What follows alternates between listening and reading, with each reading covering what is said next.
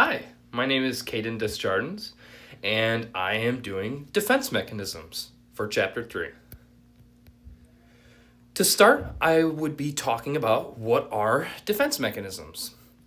Just for the basic definition, it is the unconscious resources used by the ego.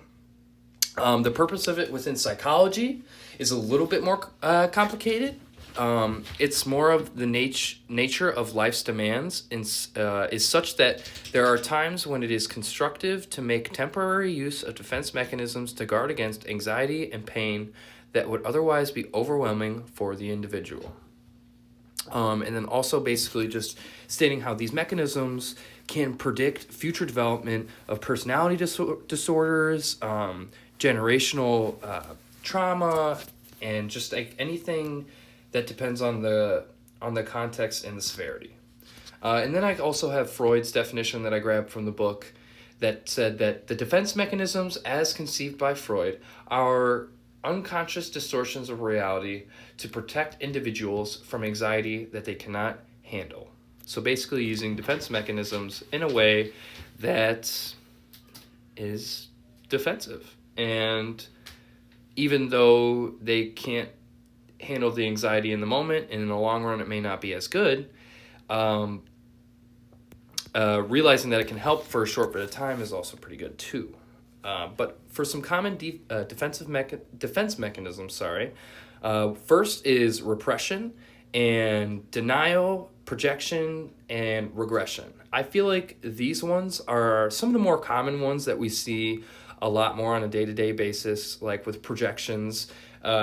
That one's pretty common, how it is like an unacceptable impulse that first is repressed, then attributed to others. So, and then also say this relieves their own moral anxiety and simultaneously ends them to throw the guilt onto others. Another one that's pretty commonly known is repression, which basically is repressing from as big or as small of the problem.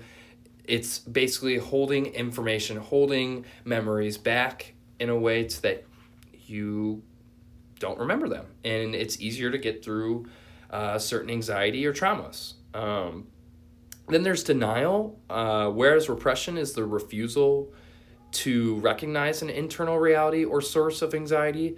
Denial is the refusal to acknowledge an external source of anxiety.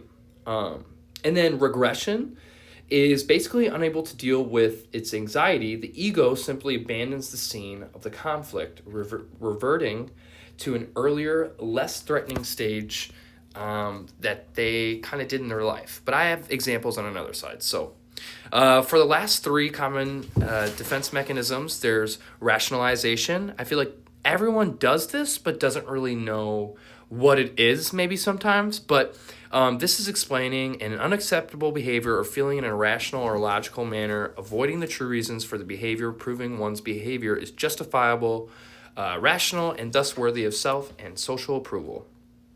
Then there's displacement. Usually this one isn't heard of a ton, but this involves a transfer of emotion. Rather than express our anger in ways that could lead to negative consequences, we instead express our anger towards a person or object that poses no threat. So basically just holding it in until you kind of see that next person that you can let that anger out on, but that person usually doesn't know. And I feel like sometimes displacement can be recognized also as, can also be seen as maybe projection. But in this sense, it's more of placing the anger in a spot where it doesn't belong at all. I mean, that's the same for projections, but I guess I'll explain it in the examples. But the last one is sublimation. This is the transformation and expression of a sexual or aggressive energy into more socially acceptable forms. This usually differs from all other defense mechanisms in that it can be truly constructive. Some real-life applications and examples.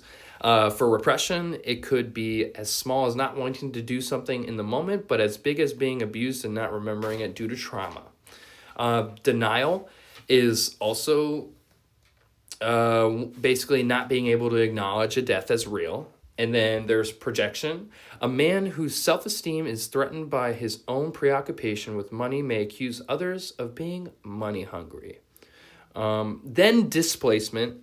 It says a student who has a rough day or day at school or gets a bad grade may come home and may be grumpy with their parents or siblings. So basically, just kind of misplacing that anger for the assignment and their own guilt of probably not working hard enough, and then placing it on everyone else.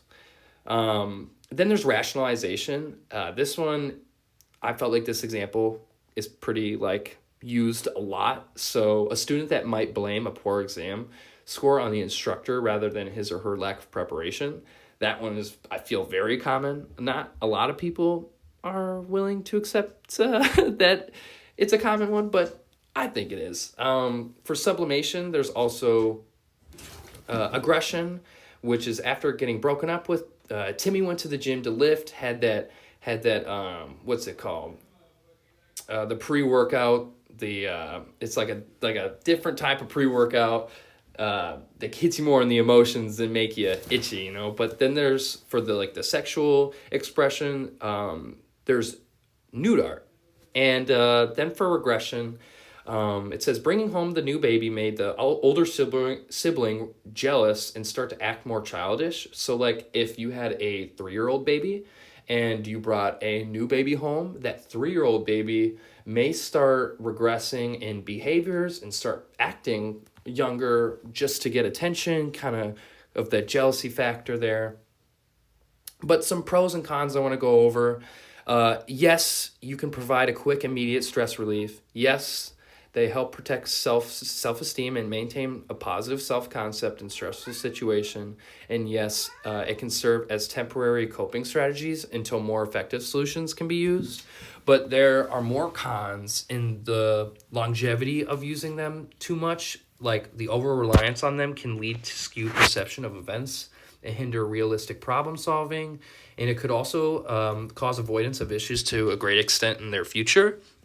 I think it also can be excessive. There can be an excessive use that can cause misunderstandings or communication issues in relationships. And then by masking deeper feelings, they can impede emotional development. And then kind of going along with that, it also says in the long term, some of these may lead to chronic stress or other psychological issues. And it's kind of interesting. I'm taking domestic violence course right now that goes with this, and the chronic stress and how it relates into a lot of lives going into the future could relate to violence. It could relate to unhealthy homes and just things like that. And I think there are defense mechanisms are useful, but they shouldn't be overused. And that is it. Thank you.